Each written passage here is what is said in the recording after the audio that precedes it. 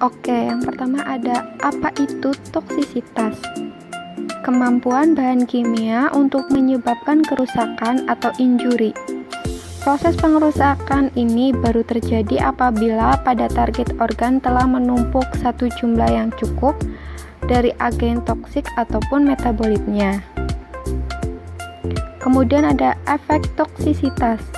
Efek toksik sangat bervariasi baik dari segi sifat, organ sasaran maupun mekanisme kerjanya. Efek toksik dapat berubah karena berbagai hal, seperti perubahan absorpsi, distribusi, ekskresi zat kimia, peningkatan atau pengurangan biotransformasi, serta perubahan kepekaan reseptor pada organ sasaran.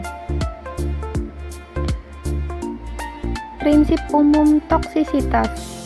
Prinsip umum dari efek toksisitas yaitu terjadi akibat interaksi antara racun dan tempat aksinya secara langsung atau tidak langsung. Keberadaan racun di tempat aksi tertentu ditentukan oleh keefektifan translokasi atau absorpsi, distribusi, eliminasinya di dalam tubuh. Kemudian ada spektrum efek toksik. Kondisi efek toksik suatu senyawa adalah berbagai keadaan faktor yang dapat mempengaruhi efektivitas absorpsi, distribusi, dan eliminasi senyawa tersebut di dalam tubuh makhluk hidup yang pada gilirannya akan menentukan keberadaan zat kimia tersebut secara utuh atau metabolitnya dalam sel sasaran. Jumlah zat kimia ataupun metabolitnya di sel sasaran akan mempengaruhi efek toksiknya.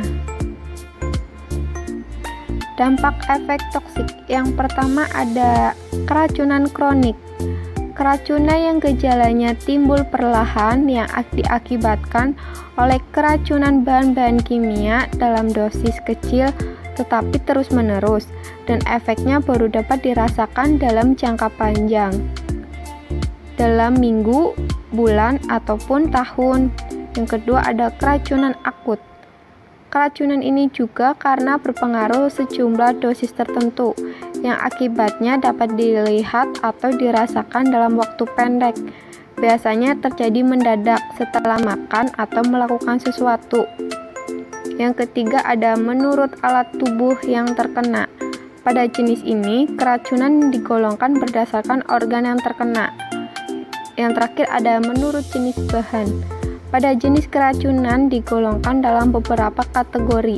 Yang pertama ada penyalahgunaan sifat toksik yang sama melalui makanan atau pembusukan, kontaminasi kulit atau luka bakar kimiawi. Pada sifat hubungan dosis respon. Sifat spesifik dan efek suatu paparan secara bersama-sama akan membentuk suatu hubungan yang lazim, disebut sebagai hubungan dosis respon. Hubungan dosis respon tersebut merupakan konsep dasar dari toksikologi untuk mempelajari bahan toksik. Penggunaan hubungan dosis respon dalam toksikologi harus memperhatikan beberapa asumsi dasar. Aplikasi hubungan dosis respon. Yang pertama ada toxic dose atau TD. Toxic dose adalah dosis tertentu yang sudah dapat menyebabkan kerusakan jaringan tubuh. Toxic dose merupakan dosis dari suatu bahan yang dipaparkan pada suatu populasi dan pada tingkat dosis tertentu sudah dapat mengakibatkan kerusakan pada jaringan tubuh hewan percobaan. Yang kedua ada effective dose. Effective dose adalah dosis tertentu yang mempunyai efek yang ringan namun efektif terhadap jaringan tubuh. Nilai LD50 tidaklah ekuivalen dengan toksisitas, tetapi nilai ini dapat diinterpresentasikan ke dalam nilai TD dan ED. Effective dose adalah merupakan dosis dari suatu bahan dan pada tingkat dosis tersebut sudah dapat menimbulkan efek biologis yang ringan untuk pertama kalinya pada hewan percobaan. Nah, di sini ada faktor-faktor yang mempengaruhi efek toksisitas. Yang pertama ada faktor intrinsik racun, meliputi faktor kimia, kondisi pemecaan.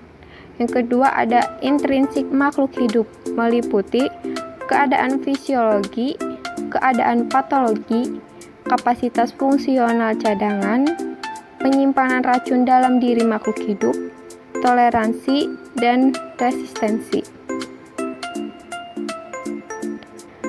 Terima kasih telah menonton video ini. Semoga bermanfaat.